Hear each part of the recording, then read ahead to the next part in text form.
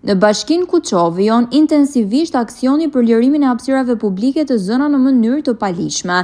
Çdo ditë mjetet e bashkisë po çmontojnë ndërtesa të improvisuara, garazhe, mure rrethuese apo struktura të tjera, të ngritura mbi prona publike dhe në afërsi të institucioneve, të cilat nuk disponojnë dokumentacion të rregullt pronësie.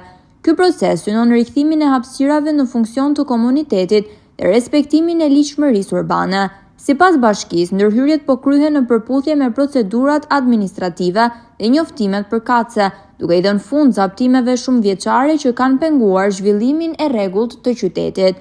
Në drejtimin e kryebashkiakut Kreshnik Hajdari, Kuçova po synon të rikthejë identitetin e saj si një qytet funksional dhe miqësor për qytetarët.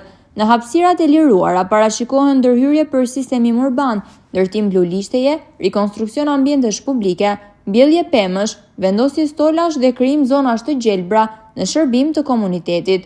Ky aksion konsiderohet një hap i rëndësishëm drejt përmirësimit të cilësisë së jetës dhe krijimit të një mjedisi më të rregullt, të pastër dhe të aksesueshëm për të gjithë banorët e Kuçovës.